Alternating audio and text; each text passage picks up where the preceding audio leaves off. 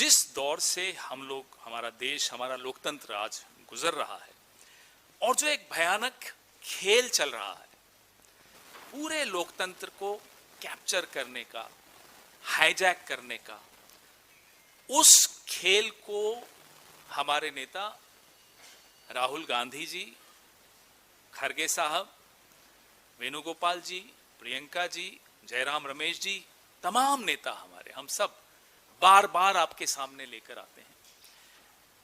और इसलिए नहीं लाते कि साहब कुछ राज्यों में हम जीते, कुछ राज्यों में हम हारे, लगातार ये सवाल भी आते हैं, उस पर भी जवाब दूंगा मैं आपको। 2024 में मुझे याद है मैं और जयराम रमेश जी इसी मंच पर बैठे थे, हरियाणा का चुनाव का नतीजा आया था, तब भी हमने कुछ इंगित किया था। उसके बाद राहुल जी ने एक बहुत विस्तृत प्रेस वार्ता की हरियाणा के वोट चोरी के विषय में। कर्नाटका के अलंग जहां 6015 वोट का हेरफेर कैसा हुआ था वो आप सबके सामने रखा। महाराष्ट्र में 5 महीने के अंतराल में 40 लाख कैसे नए वोट इंसर्ट कर दिए गए, लिस्ट में डाल दिए गए, वो हमने आप सबके सामने रखा। ऐसे अनेक उदाहरण आपके सामने रखे। तो ये कोई पहली बार नहीं है कि हम लोग आपके सामने वोट चोरी की बात कर रहे हैं।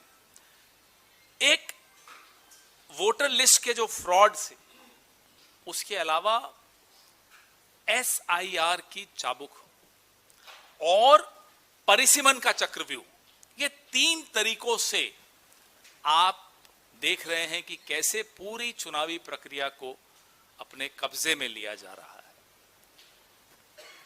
ये इस देश में और हमारे जैसे लोकतंत्र के इतिहास में, अगल बगल के देशों का मैं नहीं उदाहरण लेना चाहता, मैं नहीं चाहता भारत की तुलना हमारे अड़ोस पड़ोस के देशों से करूं, लेकिन ये कहीं देखने को नहीं मिलता जहां भी एक परिपक्व और स्वस्थ लोकतंत्र है। हमारे देश में एक परिपक्व और स्वस्थ लोकतंत्र रहा है, उसमें इस तरह का 3 तरफा हमला, मुझे लगता है, हम सबको लगता है कि जो लोकसभा के परिणाम थे, जिसमें एक माइनॉरिटी सरकार चलाने पर नरेंद्र मोदी जी को विवश कर दिया, उसके बाद एक षड्यंत्र रचा गया कि कैसे चुनावी सिस्टम को पूरी तरह से ध्वस्त कर दिया जाए।